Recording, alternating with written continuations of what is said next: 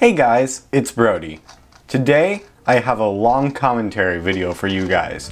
I'm going to be talking about a few main topics while some of my 3x3 solves are playing in the background. So you guys can just sit back, relax, and listen to the soothing sound of my voice.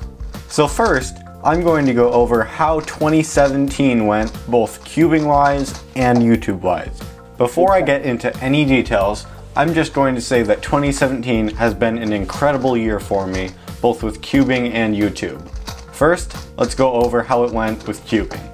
This year, I only went to 5 competitions, which were Dixon Spring, South Omaha Speed Solve, Cubing USA Nationals, Heartland Championships, and St. Louis, but I still did extremely well, despite not competing much. At the beginning of the year, my official 3x3 PB single and average were 896 and 1009, but now they're 704 and 913 respectively. I also did really well at everything else, not just 3x3. In 2017, I became officially sub 3 at 2x2, sub 42.5 on 4x4, sub 16 on OH, and a lot more. I also broke my last remaining official PB from 2015, which was Scube Single, and I broke almost all of my PBs from 2016. The only PBs from 2016 that I haven't broken are 6x6 Single, because I haven't competed in 6x6 all year, Pyraminx Average, because I haven't practiced Pyraminx since June 2016, Megaminx Single and Average, because I didn't compete in Megaminx all year, and Blindfolded Single, because I don't practice blind. Basically, I broke PBs in everything important, and I also know that I can do even better in 2018. Now let's go over how YouTube went this year. I don't have exact numbers for this, but at the beginning of the year, I had around 700 subscribers, but now I have over 2,800 subscribers and over 350,000 total views, and the year isn't even over yet. I still might hit 3,000 subs by the end of the year, which would be totally awesome. I really can't thank you guys enough for all of the growth this year. I'm going to keep making more awesome stuff next year, and hopefully we can make 2018 go even better than 2017. Okay, the next thing I wanted to talk about is something that I've been thinking about a lot recently.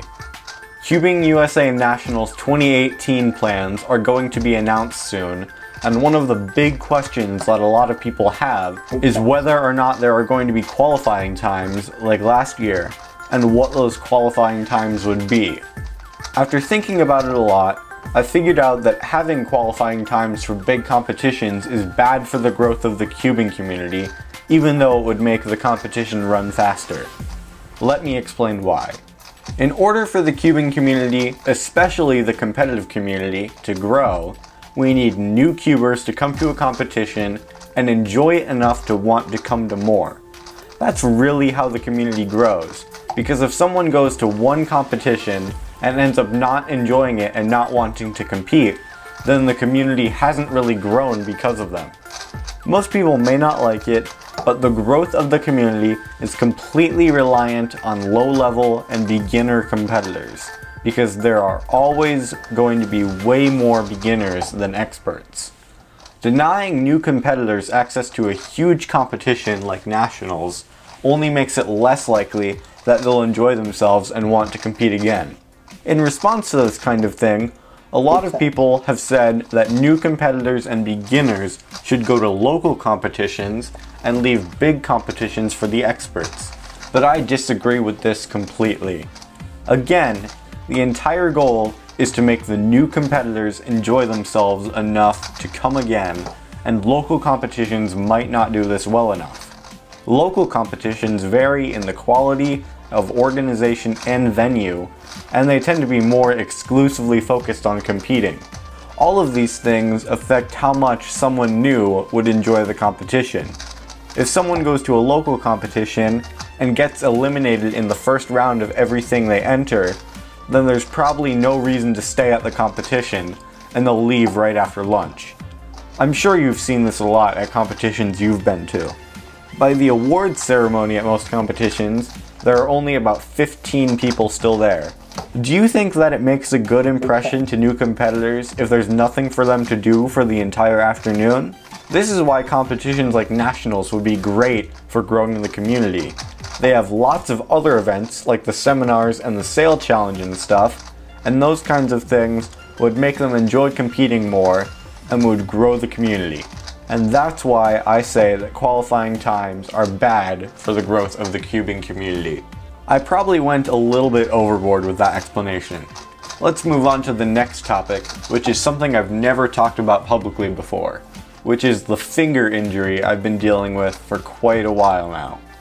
I've been having problems with my left index finger on and off since March of this year, and as far as I know, it's because of cubing. When I'm having problems, bending the middle joint on that finger hurts, and of course, you need to bend that joint a lot and very quickly while you're cubing. At one point in early April, I got it checked by a doctor, and the doctor said that it's most likely something called a capsular sprain in that joint. And I don't know all of the details, but apparently something is tearing in there and it hurts. I've worn a splint on my finger on and off, and since late June I hadn't really had any problems until recently. I think it might have to do with the cold, but whatever the reason is, I'm starting to have issues again.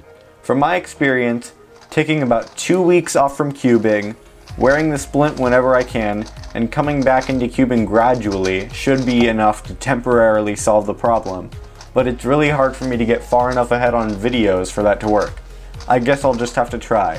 If any of you guys have experienced anything like this, or if you have any advice, I'd love to hear it in the comments.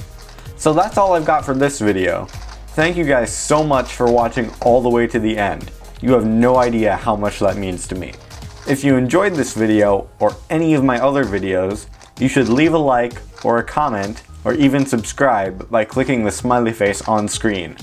If you guys really want to help me out, you can bookmark the SpeedCubeShop link in the description. Ordering from that link gives me commission, which helps me make more awesome stuff like this. I'll see you guys next time. I hope you have an awesome day.